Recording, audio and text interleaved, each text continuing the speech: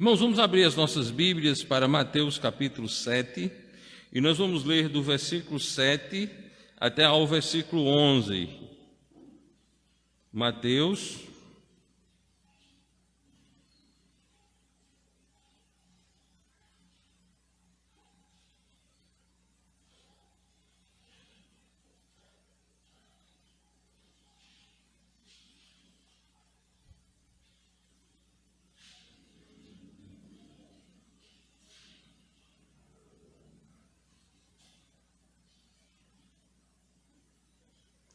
Leamos então a palavra santa do nosso Deus. Pedi e dar-se-vos-á, buscai e encontrareis, batei e abri-se-vos-á.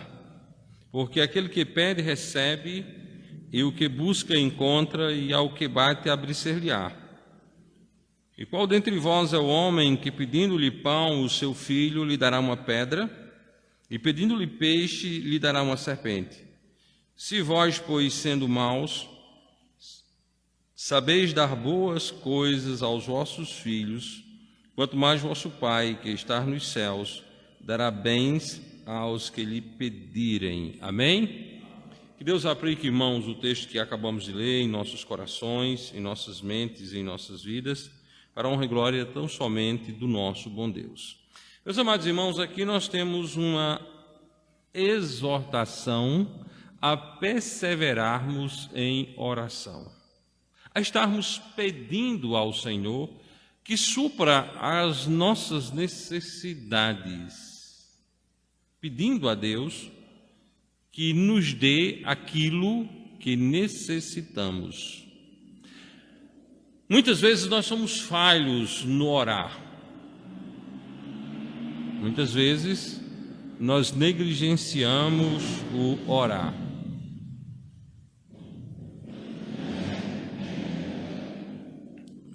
Às vezes nós só queremos orar quando estamos em uma situação de muito problema, numa situação de angústia, e nós queremos colocar os nossos joelhos ao chão e orarmos.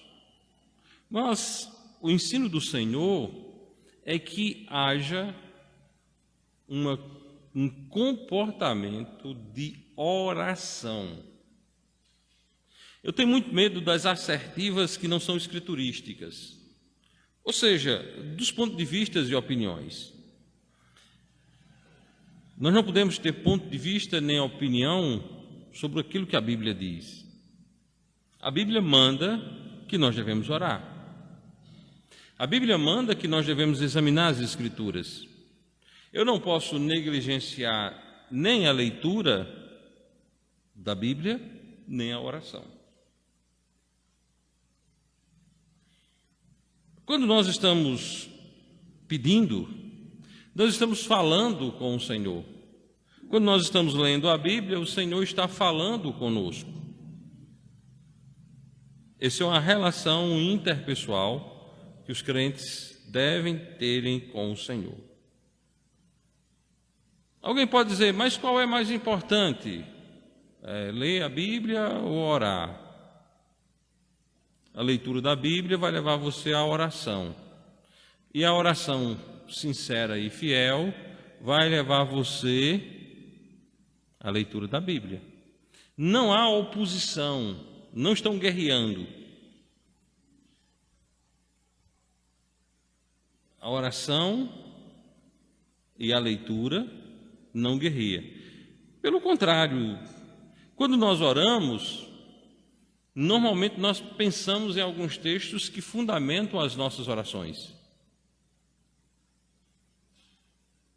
E quando nós estamos lendo a Bíblia, nós devemos fazê-lo regado, a nossa leitura deve ser regada com oração. Qualquer assertiva contrária a isso é uma opinião pessoal, particular, de A, B, C ou D, que pode ser muito útil para quem tem tal opinião, mas não para a igreja do nosso Senhor e Salvador Jesus Cristo. A igreja do Senhor só tem uma régua, as Escrituras.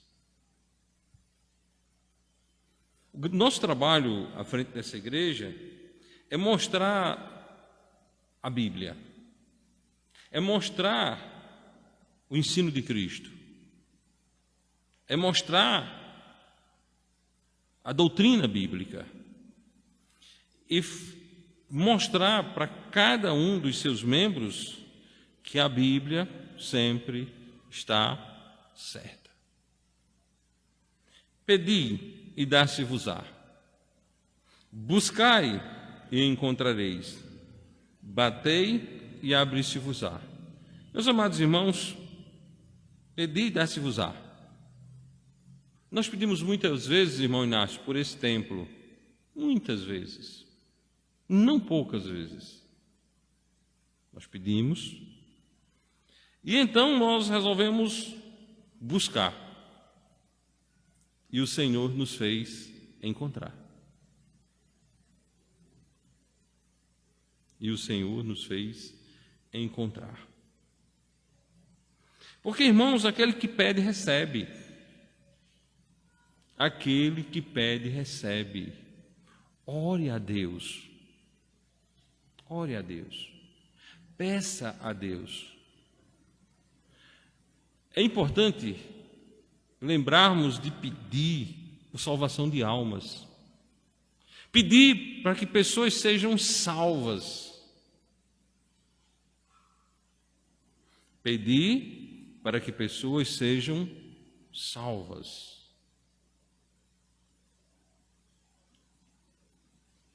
Não podemos esquecer que o Senhor Jesus orou por salvação de almas. Qualquer pessoa pode ser salva. Nós não somos calvinistas para dizer que Deus contou os salvos e Ele definiu lá antes de criar o homem que eram os salvos e tal e tal. Não. Quando Deus fala na Bíblia em eleição é para aqueles que estão em Cristo. Até chegar em Cristo, todo mundo é perdido. Eu vi um calvinista uma vez dizendo: eu nunca fui bode, eu sempre fui ovelha. A Bíblia não ensina isso. Isso aí é uma assertiva de opinião. É a opinião dele. Ele pode ter essa opinião, não pode? Só que se ele não crê em Jesus como Salvador pessoal, ele vai estar sistematicamente perdido. Sistematicamente perdido. Por que sistematicamente perdido?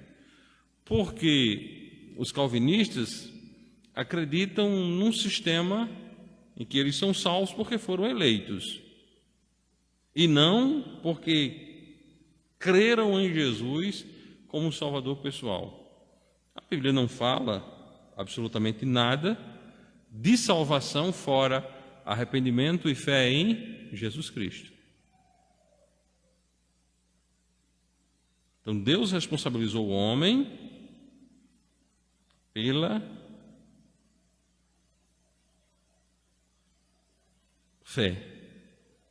A responsabilidade do homem é a fé em Jesus. Então, pedir que Deus dê fé às pessoas, que Deus impute salvação por meio da fé às pessoas, é o que nós devemos fazer.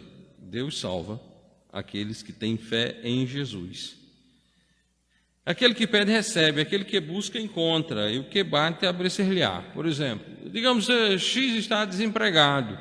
Então ele coloca os joelhos no chão, ore a Deus: Senhor Deus, eu preciso de um emprego, eu necessito de um emprego, e eu quero te pedir um emprego. Terminou de orar, ele prepare-se e busque. Pega o currículo e vai entregar. Mas não tem um currículo. Então vá de canto em canto e se apresenta. Eu sou fulano, eu gostaria de trabalhar. Ele vai buscar e ele vai encontrar, porque ele orou, ele buscou e ele está batendo. E a Bíblia diz que ao que bate, abrir-se-lhe-á. Então vai se abrir. para a honra e glória de Deus. E aí o Senhor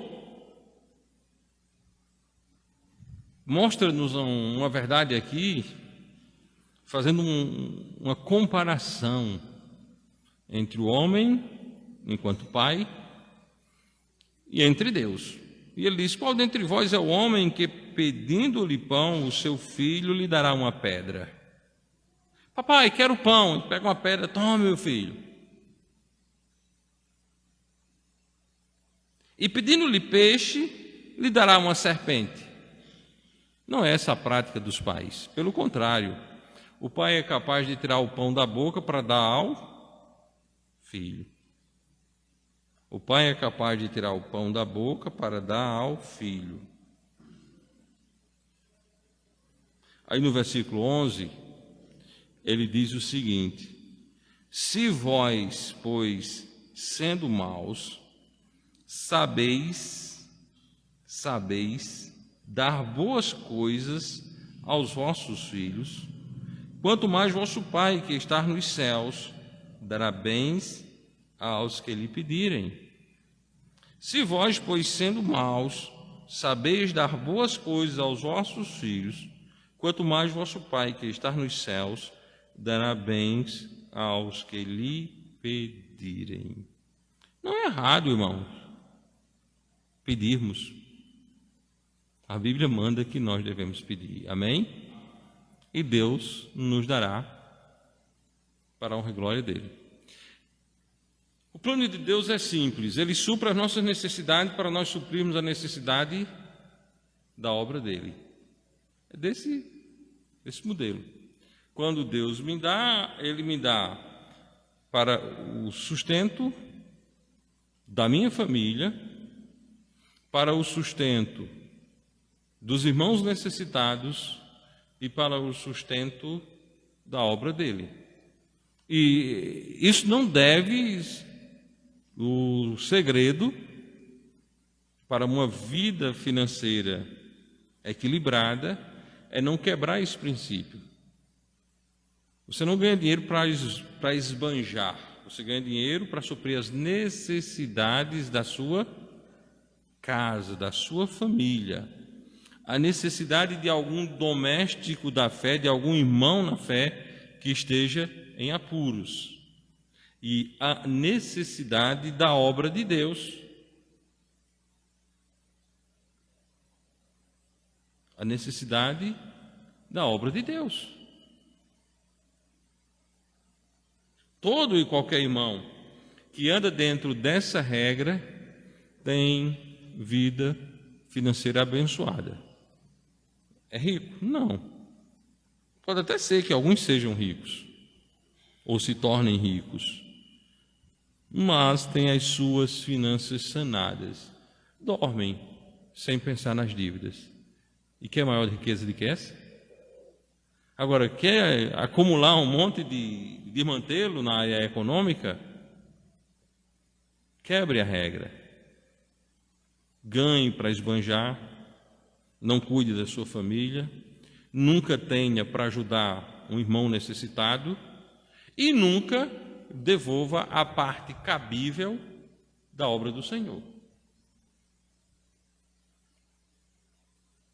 Feito essas três ações na linha do desmantelo, todos sofrerão.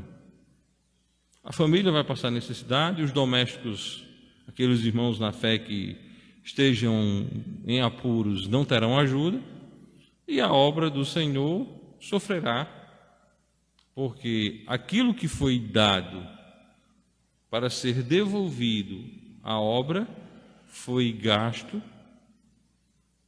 nas cobiças dos devaneios da carne. Portanto, meus irmãos, peçam a Deus e saibam investir aquilo que Deus lhe der. Amém? Que Deus nos abençoe, que Deus nos guarde e que Deus nos fortaleça para ficarmos firmes, constantes e abundantes em sua obra. Amém?